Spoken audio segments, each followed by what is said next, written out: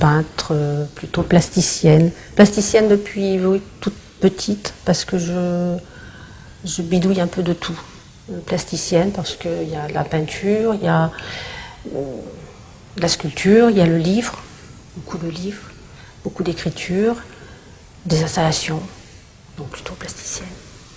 Le parcours, quand j'étais petite, je travaillais beaucoup dans la maison familiale, dans la chambre, à ramasser des objets, à les transformer, à dessiner. Et très tôt, en 6e déjà, j'allais au cours du jeudi aux Beaux-Arts pour dessiner des plâtres. Donc c'est venu très tôt. Et après au lycée, je continuais les Beaux-Arts le soir, les cours du soir. Et après, je suis allée aux Beaux-Arts toute la journée. Et ça a été une passion formidable. Après, le parcours a été un peu plus chaotique parce que ça a beaucoup entretenu justement mon travail sur la femme, sur la colère, sur qu'est-ce qu'être femme et quoi devient-on femme, parce que justement il y a eu un arrêt dans tout ça, vie de femme, autre que la vie d'artiste, imposée. Parce que peut-être pas encouragé. Et ça a bien nourri après. Et ce qu'on retrouve aujourd'hui dans Vénus, dans les poils, dans le triangle pubien, c'est une suite de colère, plus un parcours de recherche, de compréhension. C'est une quête de questions. Pourquoi ?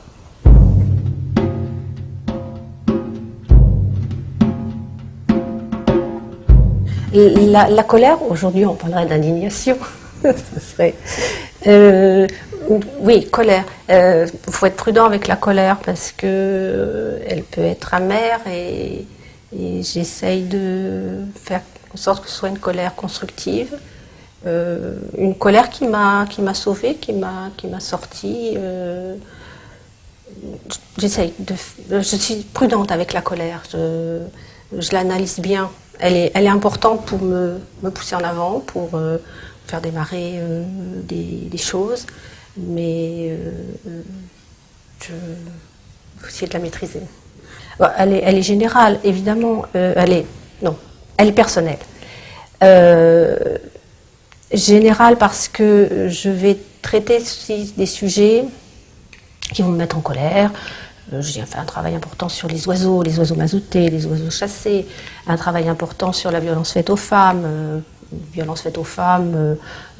aussi bien familiale qu'au niveau des guerres, les femmes violées, les attentats, mais ce sont des choses qui viennent à un moment, qui vont me toucher à un moment. Une œuvre est quand même toujours autobiographique, donc même si je vais traiter ces sujets généraux, c'est toujours quelque chose qui va venir à un moment précis me toucher. Pourquoi ? Après, je cherche à comprendre par le travail pourquoi cela m'a touchée personnellement.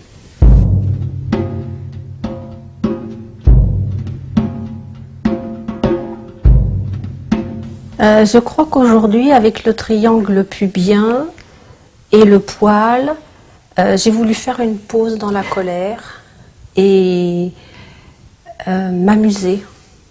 Parce que l'environnement et notre environnement social est tellement dur, je dirais même agressif, violent, que j'ai voulu poser un peu cette colère et puis jouer avec le poil. La censure aussi, sensation de censure, même d'une espèce d'autocensure à cause d'une espèce de censure qui règne. Donc ça c'est plus là, je suis plus dans l'indignation là que dans la colère. Et donc avec le poil, c'est une façon de tirer un peu la langue à tout ça et de jouer et de souffler un peu parce que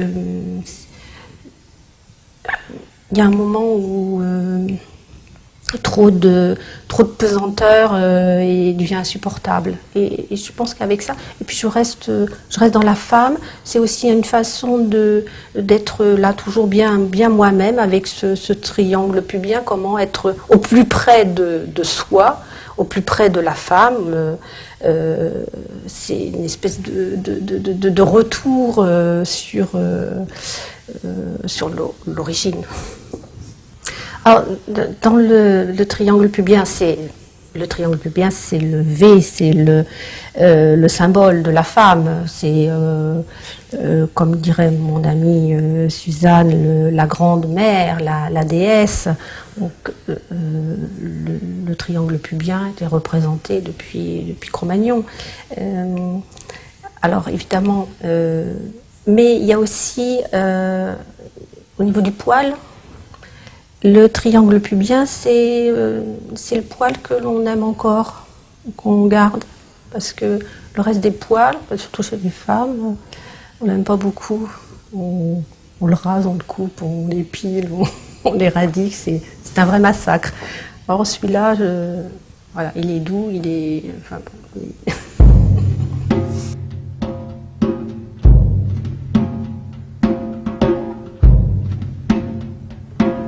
mon travail sur la violence faite aux femmes, et ça a démarré sur juste un fait qui a été un peu de trop, hein, on va dire un fait divers, quelque chose d'assez violent, qui m'a interpellée.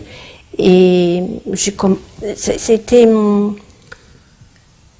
très, très douloureux pour moi. Et dans ces cas-là, je me suis précipitée dans l'atelier. J'ai pris une chemise, j'ai commencé à travailler directement, à faire des lacérations sur cette chemise, enfin chemise de 19e, chemise portée par des femmes, à faire des dessins, des cibles, un peu à faire des cibles. On retrouve un petit peu dans l'exposition l'idée de la continuité de ce travail sur la violence faite aux femmes, parce qu'on va bien voir qu'il y a dans le triangle pubien de la dentelle.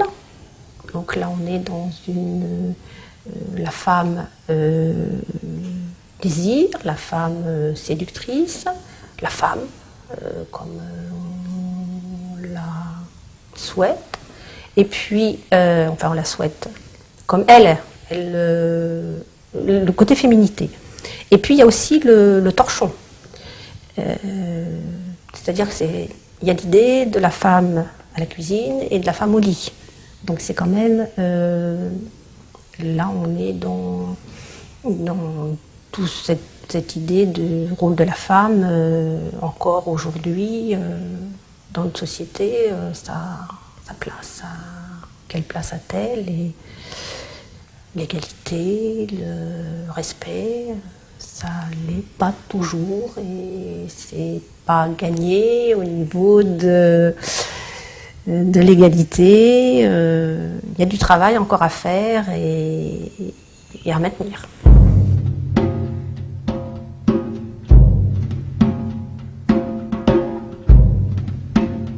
Depuis 20 ans, quasiment, je fais ce cabinet de curiosité. Ce sont un musée personnel, sont des œuvres très connues que je mets dans des boîtes de vin. C'est pas bien profond, c'est 80, et c'est en relief. C'est une façon de pénétrer dans le tableau et puis de chambouler un peu les choses, mais de face on reconnaît l'œuvre. C'est important qu'on la reconnaisse. Je choisis des œuvres quand même assez connues dans l'histoire de l'art. Et puis je mets ma petite patte. C'est Alice qui est rentrée dans le tableau. Et en repartant, je laisse des indices. Cabinet de curiosité, poil, pas inspiré, mais c'est vraiment dans cette idée de l'aventurier qui va ramasser des triangles pubiens de toutes sortes, de toutes couleurs, de toutes formes.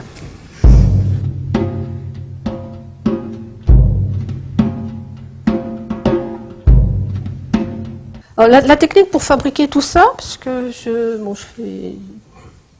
dis plasticienne, mais je fabrique aussi. Je travaille pas mal avec les mains. C'est assez manuel. Les matériaux à disposition. Il y a quand même beaucoup de papier.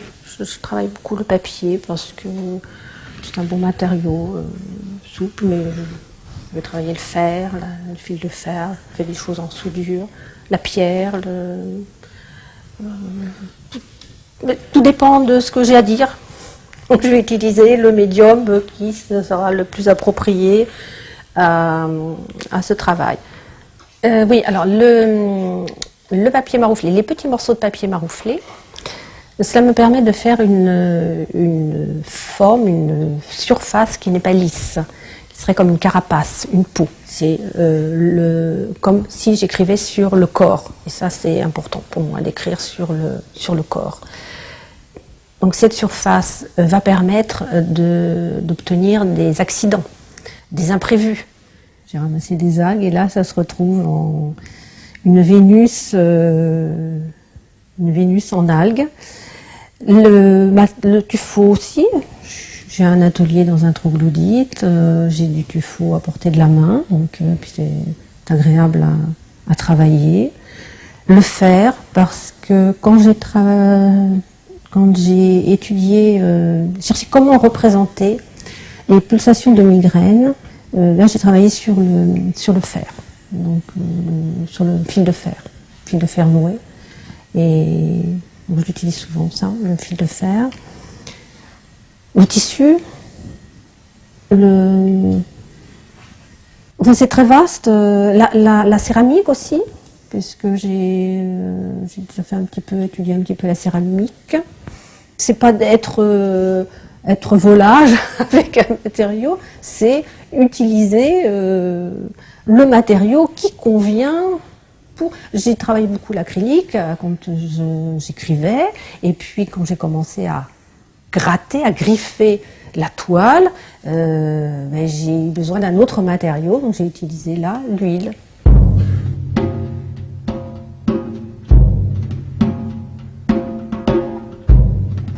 Je crée pour comprendre. J'ai l'impression c'est une quête, et de poursuivre quelque chose. Tout se tient depuis les premières écritures. Tout se tient dans pourquoi je fais ça, pourquoi je suis cela, pourquoi moi, pourquoi je cherche à comprendre. Je ne cherche pas à faire, pour faire une exposition, pour présenter, c'est une poursuite. Je cours après quelque chose. C'est une histoire de temps. Le temps est très, très fort dans tout ce que je fais. C'est le chronos, c'est le temps et la quête. Je cours après quelque chose que je n'ai pas encore atteint.